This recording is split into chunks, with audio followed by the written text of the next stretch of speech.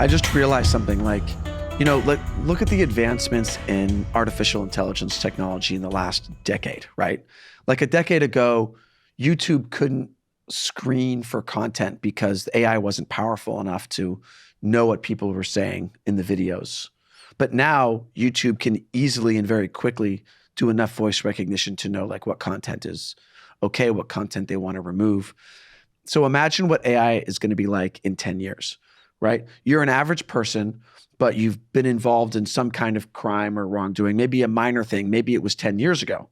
But you now have AIs that are powerful enough to find these patterns of, say, whether it's petty crime behavior or misconduct or whatever, and then like basically automatically sends you some kind of threat, right? That says like, oh, we know about blank, blank, blank. And then just an average person would like be targeted, but it doesn't require currently manpower in, say, the Chinese government or hackers or whatever, like would have to be like, okay, we want to put the manpower into specifically tracking this one official or this one target. But AI could target 1 billion people or scroll through the data of 1 billion people and threaten them just because now there's the power to do that quickly.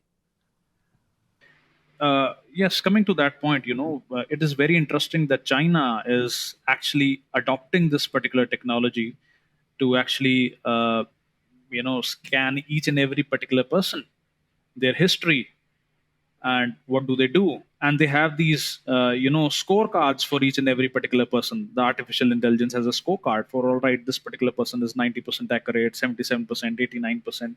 So they're already doing this particular thing in their own country.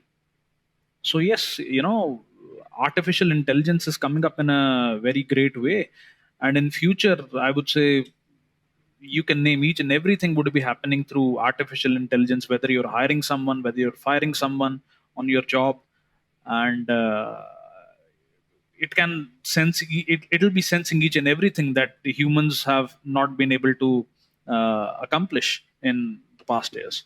Yeah, you get this like scorecard for people. I can see how this would also be like an easy way for other countries to implement a kind of social credit system. Like, okay, for example, 10 years from now, AI is super advanced. It can go back and track everybody's history with their IMSI number and whatever. And then say an American company that's looking to hire people buys user data and social credit scores from a third-party company. And that third-party company has gotten that data from China because China has been collecting it.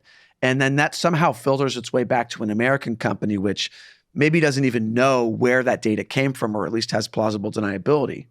And so now you have this Chinese-style social credit system that's been augmented by AI that can then be picked up by American companies to basically implement a type of social credit system. And for the audience, what's important about what Matt said is by using, the Constitution makes it so that the government can't spy on American citizens without a warrant. However, the American government can and currently does buy information from private third parties. So if some third party is getting this from a mass-style Chinese surveillance program, right, that would be a way that the U.S. government just buys this data and they see, out of these 300 million citizens, here are 100,000 that are likely, based on this AI data, to have committed some crime in the last, I think 7 years is a statute of limitations, right? So they could just like go back and then do more investigation on these people. And technically, if they bought the data, that's not a violation of the Fourth Amendment. I can see why some politicians are very keen to collaborate and work with China. I mean, I think that the thing is that like the more you get into it, like the more people that are compromised by it, the more politicians will side with China on issues, which then just brings in more of being compromised. So it just like increases how much compromat everyone has had collected on them. And then there's like no way out of all this government corruption because everyone has been tracked. I'm just imagining this terrible, terrifying future.